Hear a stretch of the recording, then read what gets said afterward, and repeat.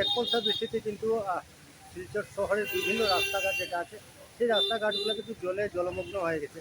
আর শুধুমাত্র ডিআইজি বাংলোর সামনে নয়, শিলচর শহরের বিভিন্ন জায়গায় ইন্ডিয়া ক্লাব, তারাপুর, অন্যান্য জায়গাগুলো যেগুলো রয়েছে সেই জায়গাগুলোর থেকে কিন্তু দেখা যাচ্ছে যে এভাবেই জলে জল।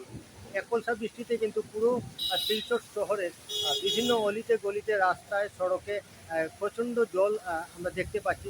যদিও সরকার বারবার বলেছিলেন যে জমা জলের সমস্যা যেটা আছে সেই সমস্যাটা সমাধান হয়ে যাবে, কিন্তু ড্রেনের কাজ হয়েছে, বিভিন্ন রাস্তাঘাট মেরামত করা হচ্ছে, কিন্তু বাস্তব ক্ষেত্রে কি দেখা যাচ্ছে যে শিলচরে যদি জুড়ে এক কলসা বা দু কলসা বৃষ্টি দেয় তাহলেই কিন্তু দেখা যাচ্ছে যে আম নাগরিক যারা আছেন ওনারা নাজেহাল হতে হচ্ছে।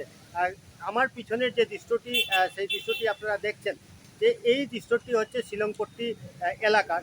ডিআইজি বাংলোর সামনে রয়েছে পাশাপাশি শিলংপট্টি এলাকা, এবং এই শিলংপট্টি এলাকা, ডিআইজি বাংলো, ইন্ডিয়া ক্লাব, তারপর নারী শিক্ষাশ্রম, আশপাশে যে জায়গাগুলো রয়েছে প্রতিটি জায়গায় কিন্তু আমরা জমা জল যেটা দেখতে পাচ্ছি। কোথাও হাঁটু জল, কোথাও হাঁটু জলের থেকে অল্প নিচে, কিন্তু এভাবেই নাজেহাল হতে হচ্ছে।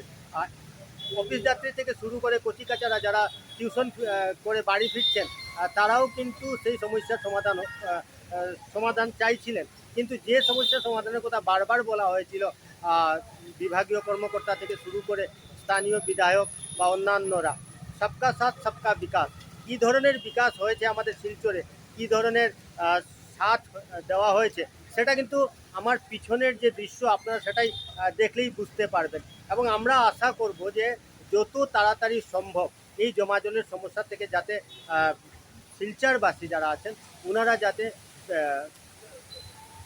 বাঁচতে পারেন, সেই কথাটাই বলবো। কারণ কোনো শব্দ আসছে না, কারণ প্রত্যেকটা বার আমরা দেখি নির্বাচন আসলে বা বিভাগীয় যখন কোনো মিটিং বসে জেলা শাসকের অফিসে বা পিডাব্লিউডিতে বা যারাই অধিকর্তারা রয়েছেন ওনারা যখনই ওনাদের সাথে আমরা কথা বলি তখন কিন্তু সবকা সাথ সবকা বিকাশ সবকা বিশ্বাস বড় বড় কথা বলা হয়, কিন্তু বাস্তব চিত্রটা কিন্তু আপনারা দেখছেন ঠিক আমার পিছনে আপনারা দেখছেন যে এইভাবে কিন্তু জল জমা হয়ে আছে।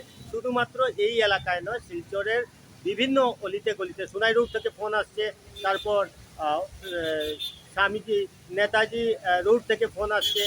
এই ধরনের কিন্তু প্রত্যেকটা জায়গা থেকে কিন্তু ফোন আসছে যে দাদা দেখুন সব জায়গায় কিন্তু জল হয়ে গেছে। তো আমি এখন দাঁড়িয়ে এখান থেকে আপনাদের দেখাবার চেষ্টা করছি ডিআইজি বাংলোর ঠিক সামনে থেকে আমি দাঁড়িয়ে আছি, এবং এই জায়গা থেকে আপনারা দেখে বুঝতেই পারবেন যে বর্তমান অবস্থাটা কী ধরনের ভয়াবহ হয়েছে, এবং শুধু ভয়াবহ নয়, কী ধরনের যাত্রী দুর্ভোগ বা কচিকাচারা যারা আছেন ওনারা কী ধরনের সমস্যার সম্মুখীন হয়েছে।